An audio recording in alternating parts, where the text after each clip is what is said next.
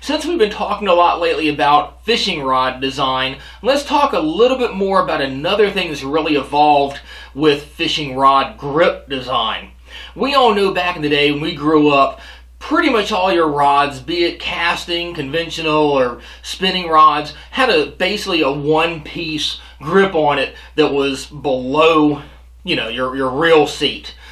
Be it, you could have had some that were shorter than others, some that were longer, thicker, especially back in the day you had, oak and all sorts of different things. But the standard rod, for the most part, had a one-piece grip, at least below your real location. Well, we know now you go to your local tackle shop or, big box store, you name it, how it's really evolved, what we're seeing more and more now, is your split grip. It's almost hard to find a single piece grip anymore because now pretty much the standard in the industry has become that split grip. There are a few different factors to, why you're seeing them more often, but it seems like that's pretty much all you're going to find now if you go to a large tackle shop, or like I said, you go to Walmart or, Kmart or some big box store. That's pretty much what everybody's gone to. You kind of wonder why, some people may not have thought about it a whole lot. There's personal preferences for it, but so why do they go to a split grip? A number of different reasons for it. Obviously, it's going to possibly lower the weight on it. It may give it a little bit better balance. To be honest, it may be less expensive in some cases for the manufacturing process. But probably most often, a lot of it involves, it's kind of cool. People like seeing it. It's something new. It's more techy looking. But there are still times you may want to have a full one-piece grip. Well, here for instance, let's just say you're using, a lighter tackle rod. You're casting and fighting fish with one hand as opposed to two. Once you put your second hand on there, if that butt section here is kind of small, you may not be able to get a good grip on it or get the leverage on it. So if you want to fish for larger fish, you still may want to use, a single piece grip on it.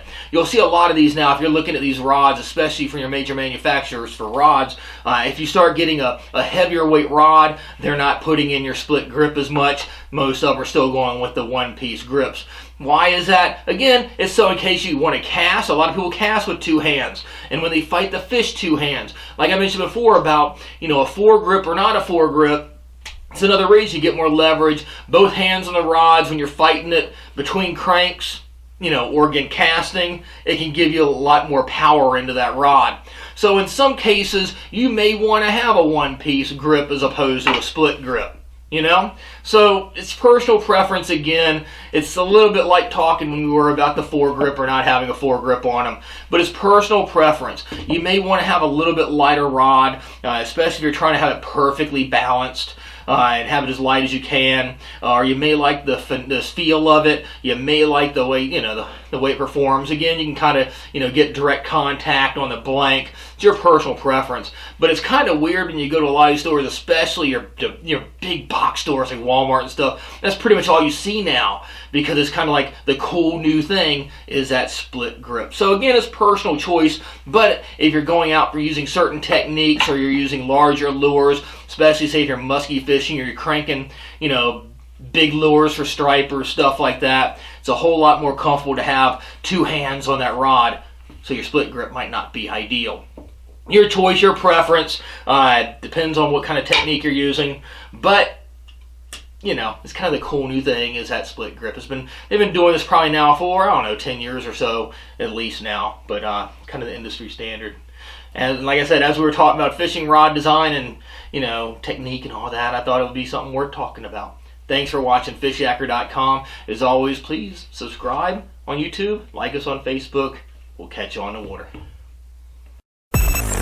Fishyaker.com, the original kayak rigging video series.